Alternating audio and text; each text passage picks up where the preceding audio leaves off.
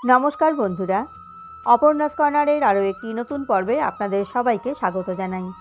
আজকের পর্বে থাকছে 2025 সাল বা 1431 বঙ্গাব্দের রামনবমীর পূর্ণাঙ্গ সময়সূচি, রামনবমী সরল পূজাবিধি এবং রামনবমী পূজা করলে কোন ভুলগুলি একেবারেই করবেন না। চৈত্র মাসের শুক্লপক্ষের নবমী তিথি নানান কারণে বিশেষ বলে মানা হয়। এই তিথিতে একদিকে দেবী দুর্গার পূজার্চনা করা হয়, অন্যদিকে এই তিথিতেই রামচন্দ্রের পূজার বিধান রয়েছে, কারণ এই তিথিতেই জন্মগ্রহণ করেছিলেন রামচন্দ্র। তাই চৈত্র মাসের শুক্লপক্ষের নবমী তিথিটি রামনবমী নামে পরিচিত।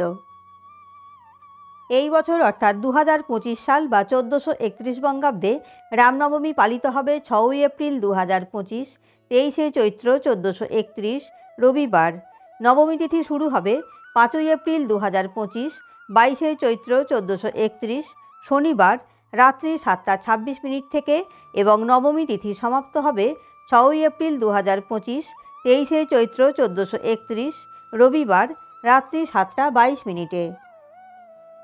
এই বছর অর্থাৎ 2025 সাল বা 1431 বঙ্গাব্দে রামনবমী পূজার শুভ মুহূর্ত হবে 6ই এপ্রিল 2025, 23শে চৈত্র 1431 রবিবার সকাল 11টা 8 থেকে দুপুর 1টা 39 পর্যন্ত এবং রামনবমী পূজার মধ্যাহ্ন মুহূর্ত হবে 6ই এপ্রিল 2025, 23শে চৈত্র 1431 রবিবার দুপুর 12টা 23। এখন বলবো খুব সহজ এবং সরল উপায়ে কীভাবে বাড়িতেই রামনবমীর পূজা করবেন। রামনবমীর দিন সকালে উঠে স্নান করে শুদ্ধ বস্ত্র পরে পূজার জন্য প্রস্তুত হবেন। এরপর একটি ছোট চৌকি বা টুলের ওপর সুন্দর করে লাল আসন বিছিয়ে নেবেন এবং চৌকি ও লাল আসন গঙ্গা জল ছিটিয়ে শুদ্ধ করে নেবেন এবং কিছু ফুল সেই আসনে ছিটিয়ে দেবেন। এরপর ওই আসনে ভগবান রামের মূর্তি বা ছবি রাখবেন এবং তার সামনে শ্রী গণেশের মূর্তি বা ছবি রাখবেন ও স্থানটি খুব সুন্দর করে ফুল দিয়ে সাজিয়ে নেবেন। এরপর বাঁ হাতে কোষাকুষি থেকে গঙ্গাজল নিয়ে আচমন করে নেবেন।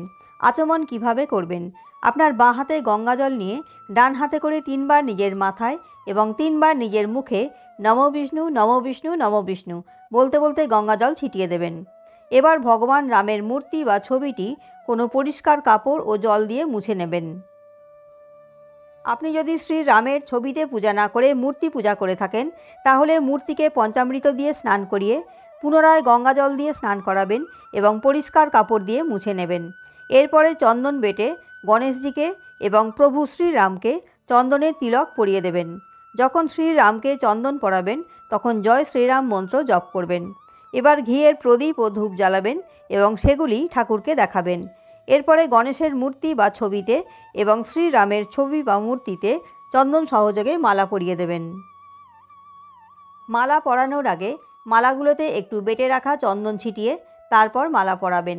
এরপর রামচন্দ্রকে পৈতে অর্পণ করবেন। একটি ফুলে চন্দন ছিটিয়ে সেটি সিদ্ধিদাতা গণেশের চরণে নিবেদন করবেন এই মন্ত্রটি উচ্চারণ করতে করতে, ইতি গন্ধপুষ্পে ওং গাং গণেশায় নমঃ। এরপর আবার গণেশের চরণে লাল ফুল ও দূর্বা অর্পণ করবেন। এবার শ্রী রামচন্দ্রের ছবি বা মূর্তির চরণে ফুল ও তুলসী পাতা চন্দন সহযোগে নিবেদন করবেন জয় শ্রীরাম মন্ত্র জপ করতে করতে।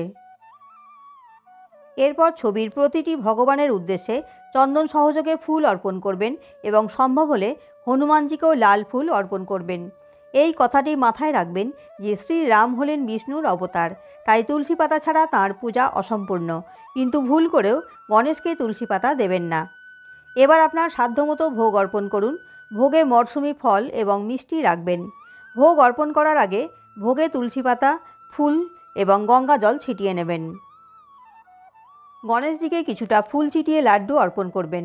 এরপরে শ্রী রামচন্দ্রের ধ্যান মন্ত্র, প্রণাম মন্ত্র বলবেন এবং শ্রীরাম চালিসা পাঠ করবেন। আর মন্ত্র জপ করতে না পারলে কিছুক্ষণ শ্রীরামের ধ্যান করবেন এবং জয় শ্রীরাম বা জয় সীতারাম মন্ত্র জপ করবেন। সবশেষে কর্পূরের আরতি করবেন। এরপর পরিবারের সবাই মিলে বসে রামায়ণ পাঠ শ্রবণ করবেন।